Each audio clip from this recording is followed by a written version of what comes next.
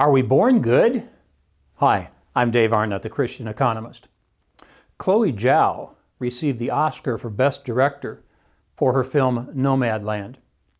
Ms. Zhao, who moved to the U.S. when she was in high school, referenced her childhood again in her Academy Award acceptance speech, reciting in Mandarin for the first line of a Chinese classic text that she and her father had memorized, quote, "People at birth are inherently good." You have to wonder if Miss Zhao has raised children.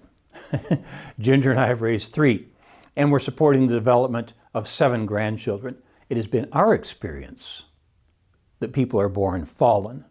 Who's right? One of the key lines in my book, Economics and the Christian Worldview, says, quote, "There are 2.2 billion Christians in the world because our worldview fits reality." And it does. Look, everyone has a worldview. There's nothing new about people claiming humans are born with an inclination to good, but they're not. It's verifiably false. But entities ranging from the Muslim faith to jail reciprocity programs to Black Lives Matter continue to claim that we're born good. So it seems like a topic we'll continue to talk about for quite some time. In The Magician's Nephew, Book 1 in the Chronicles of Narnia series, C.S. Lewis writes, "For what you see and hear depends a good deal on where you're standing. It also depends on what sort of person you are. Your worldview is where you stand. Your perspective is driven by your worldview, or as I often say, where you start has a lot to do with where you end up." Everyone has a worldview. When Bart Simpson was asked to say grace before dinner, he mumbled, "Dear God, we paid for this stuff ourselves, so thanks for nothing." That's a worldview. The Christian worldview is sometimes called the 3-chapter gospel: creation, fall, redemption. And without it, economics cannot exist. Every good story has a creational beginning, a fallen middle, and a redemptive end. Every episode of I Love Lucy started with sweet music and a loving caress between Lucy and Ricky. That's creation. Then Lucy would do something crazy to create a mess, often involving her friend Ethel. That's the fall. Somewhere between Acts 2 and 3, Ricky would utter his famous line, "Lucy, you got some splaining to do." She splained, asked for forgiveness, and the story ended with redemption. Look, every good story has these 3 elements. Why? As Christians, we believe God imprinted that 3-part outline on our hearts. We look for it in stories. When stories end badly, we're disappointed. When the Savior defeats the bad guys and the good guys win, we turn off the TV satisfied. Who cares about worldview? Well, just about every action you take is based on your worldview assumptions. My Dallas Baptist University colleague, Dr. Davey Noggle, says it this way in his book, Worldview. "Since nothing could be of greater final importance than the way human beings understand God, themselves, the cosmos, and their place in it, it is not surprising that a worldview warfare is at the heart of the conflict between the powers of good and evil." Creation. Everyone has answers to these 3 questions. Where did we come from? What is our condition? What is the cure? We believe that in the Garden of Eden at creation, there was perfection. There was no scarcity because the world was created perfectly by God. Economics starts with the fall. If the fall is the problem, what is the cure? Redemption. Not only spiritual redemption by the acceptance of Jesus Christ as our personal Savior, but redemption of the world through God's use of His viceroys. That's us. That's us. In the Christian worldview, our answers are the following: creation, fall, redemption. In the Garden of Eden, there was work to do, but it was not painful nor oppressive. Adam and Eve named animals and plants. They tended the garden, and everything was fine. God created the world in perfect harmony and flourishing, and He was pleased, writes Anne Bradley in Be Fruitful, and multiply. Nothing was scarce, so there was no economics. Work only became difficult after the fall, as does everything else with which humans interact, but more about that later. Fall. You cannot understand economics separate from the fall. If people are not fallen, there's no scarcity and there's no economics. Milton Friedman said that most economic myths stem from a misunderstanding of the zero-sum fallacy, but Friedman was an atheist and I'm a Christian. So my phrase is, most economic myths stem from a denial of the fallen nature. Because without the fall, there's no scarcity. Without scarcity, there's no economics. You have to understand the fall to understand economics. Everything else is scarce, and it became so when Adam ate the apple. The fallen nature cursed everything, and economics began. In his book, Christians and Economics, Kirby Anderson states, one of the reasons that Marxism was doomed to failure was because it did not take into account human sinfulness and our need for spiritual redemption. Marxism denies the fallen nature, and thus it does not work. Agnostic Jewish person David Horowitz explains it this way in a radio interview. The big problem we face in the world is us. And I think every Christian knows that we are sinners, that one of the Protestant ideas is salvation by faith. We are so flawed in our beings, so prone to sin and temptation, that none of us deserves to get to heaven, and that we can only get there by divine grace. It's a very profound idea. This agnostic Jew may understand the Christian worldview better than many Christians. Horowitz continues, why do we have a system of checks and balances in our government?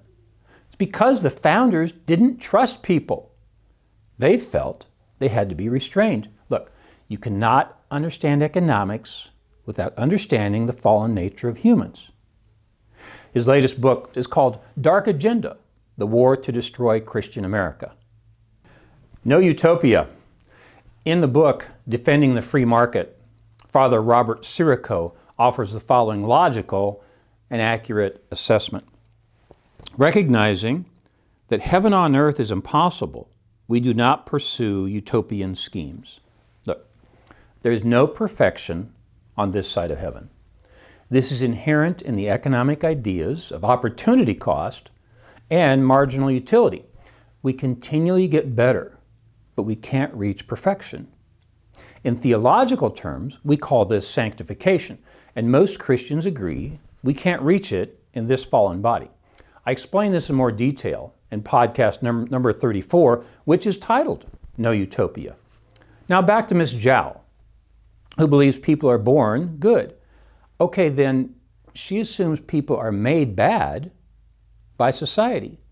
Thus, they believe they must change the institutions of society because that's where the evil is. If I agreed with them, I would give my DBU students a few lectures, then lead them out into the streets to change the courts, the universities, the political systems, state charters, and the city rules. See, the problem with her assumption is that you can change society all you want, but as long as it's populated by fallen people, you will still have imperfect systems. But the Christian worldview does not agree with Ms. Zhao. We believe we are born bad and can be redeemed through the acceptance of Jesus as our Savior. You see now how where you start has a lot to do with where you end? I discuss this in more detail in podcast 13, which is called No Crash Diets. Sorry, that podcast is terribly mistitled, but it explains why Christians are mostly conservative. In his book, To Change the World, James Davison Hunter says the problem in the world is me. That's the problem with revolutionary movements like Antifa and Black Lives Matter. They assume people are good, but the systems are bad. That's a wrong assumption. Davison Hunter is correct. Because see, what they find is that the revolution they favor must be followed by another revolution. Because they will find the revolution didn't work because it's not perfect. So As I wrote in the first chapter of the book, Biblical Economic Policy, utopian plans are not in our wheelhouse. Redemption. Most religions believe you must behave to be saved. Christians believe we are saved to behave. Adam Smith, who by the way was a deist, believed in God, so he saw this invisible hand as God's providence over human affairs, since it creates a more harmonious order than any human being could contrive. Even though Friedrich von Hayek, that's the guy looking over my right shoulder, did not see God's providence in the market, he too marveled at what he called its spontaneous order. As Christians, we attribute this order to God's order. God called fallen people to restore the earth to his original creational intent. This human creativity is expressed around us on a daily basis. The computer allows you to see this video. The chair you're sitting on, the shoes on your feet, were all made by creative human beings who improve their product offering to serve their neighbors. Quote, "No one ever made an ounce of earth," is the first line in Fred Gothiel's textbook, Principles of Economics. He continues, "Economists accept as fact that every resource on the face of the earth is a gift of nature. The computer, the chair, your shoes, they all came from the earth. And we humans didn't do anything to create it. We simply scoop up the dirt and through God's providential guiding, find ways to deliver consumer surplus for our neighbors.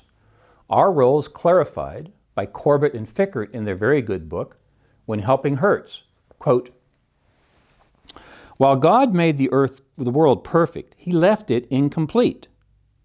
This means that while the world was created to be without defect, God called humans to interact with creation, to make possibilities into realities, and to be able to sustain ourselves via the fruits of our stewardship."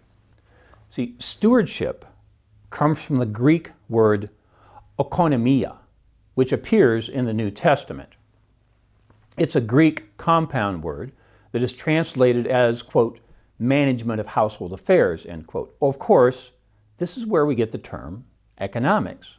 So, in economics, we are called to be stewards of the earth. God called fallen people to restore the earth to his original creational intent. We are not made good. I'm Dave Arnott, the Christian Economist. Fear God, tell the truth, earn a profit. See you next time.